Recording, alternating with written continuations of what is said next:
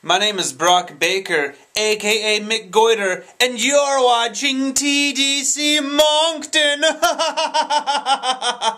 Am I saying that right? Moncton? TDC Moncton. Oh, check them out. It's crazy. Oh. A big thanks to Brock Baker for doing this particular vid intro. And on I move on with the discussion. On I move on. Does that even exist? Sorry. I'm doing it in the dark for more than one reason. One, it's calming and soothing. And two, I think it particularly adds some heaviness of emotion to this particular subject matter. Bullying. By bullying, I refer to school bullying in specific. But bullying exists in all forms and formats in life. Unfortunately, we don't have the same reinforcement when we're being bullied in our workplaces as we have anywhere else. In fact, bullying in the workplace is known as harassment in more than one case. But either way, it's still a heavy-handed, backhanded blow to one's self-esteem when you're suddenly being faced down by people that have more power than you and flaunt it like there's no tomorrow. In schools, it's less of an issue in regards to power. In fact, it's more a situation of kids getting back at people. I'm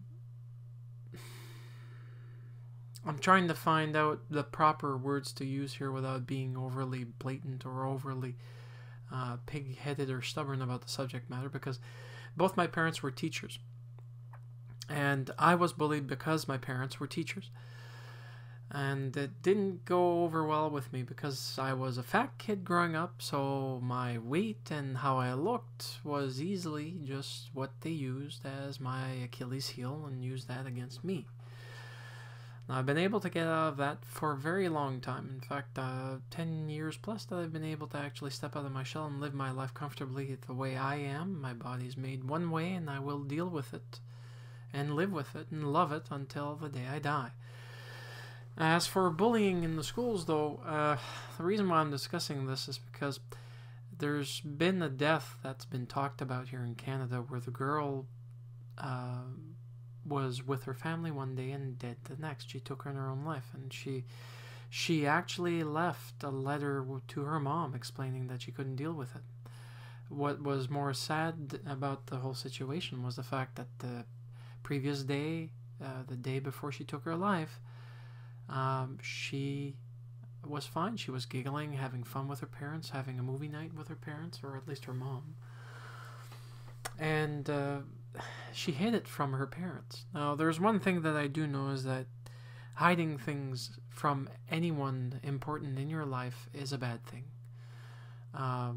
We all like to keep our own secrets, but I am going to be frank and tell you from personal experience that keeping secrets is not a good way of leading a life. In fact, in most cases, if you start keeping secrets, well, apart from the fact that you're keeping secrets because your job requires it, be you a mafioso, an FBI agent, or somebody undercover, all unique career choices for those that want to go down those paths. That would be the only reason why. And even if you want to keep secrets, after a while, there has to be a deadline to actually open up. Otherwise, you're literally I can't say it, literally bottleneck the emotions, and you end up with other issues that start affecting you. As a kid in school, not talking to a teacher about it, not talking to a teacher's aide about it, not talking to the principal, or not even talking to your parents about it is a very bad idea. The reason why is because if you don't, they can't help you. And your parents may have such a busy lifestyle, taking care of the bills, getting themselves involved in your activities, that they forget all the little things that make parenthood important. Sitting down and talking and learning to listen to you. If you don't take the time to talk, they won't take the time to listen. And it's not by keeping it bottled up that you'll be making yourselves better about it either, for the simple fact that you end up suffering through it. And if depressive thoughts start creeping in and you decide that the only way out of your dilemma, because you're afraid of being called a tattletale, pointed fingers at, viewed as a black sheep, well, you know what? I'd rather look at a child of mine and be proud of what they've done than lose them. Period. I think it's more than fair to say that being a parent, you have to be proud of your child, and you have to tell them, look, if you have a problem, come to me, tell me, and we'll discuss it. I may not be able to do anything about it myself directly, but I may know more than just guessing at it if you actually sit down and tell me why it bothers you so much, or why it's hurting you so much, or what's bugging the heck out of you. As for teachers, with the current laws, I know here in Canada there's an anti-bullying law that's now in effect that allows law force to get involved, meaning that if you actually talk to your teachers about it, it's more than the teacher's responsibility. It's their obligation to actually bring it to the school principal, and the school principal contacts the appropriate services to get themselves involved. What I find annoying now is that I find that there's a lot of protectionism that's happening because they don't want people to be accused of bullying when there is no bullying. Fine, I agree with that, because my dad was accused of physically abusing a child in school, and that put him and my family through hell. Why did it put us through hell? Not because he did it, actually quite the opposite. He was under investigation because they had to take it seriously. The same goes with bullying. They have to take it seriously. There is no if, and, or buts. It's have. And it's basically going through the process and assuming that the child is guilty before proven innocent. That's the same thing with pretty much anything nowadays. You're kept as the suspect until they can prove that you are completely and irrevocably innocent. Now, the downside to the current system that I find myself personally is that there's still not enough that they're doing for it. There's no positive reinforcement in regards to bullying, in regards to reinforcing to children, schoolmates, that bullying is not to be tolerated at all, and that if you face anyone that's bullying you, to report, to tell them that you're not going to take it, and that you're going to report them. And if you have more than one person around you that witnessed the bullying, to have them stand up next to you in regards to actually say, yes, indeed, this person did bully. And, well, sometimes, unfortunately, bullying is also a learned perspective. It's a displacement issue with child's emotions not being in the proper place due to some form of family trauma that's currently happening in their lives, such as one or two of the parents divorcing, one or two of the parents being alcoholics or drug abusers, or having short tempers, physical abuse, a whole bunch of other things that get thrown in. Unfortunately, that just doesn't go well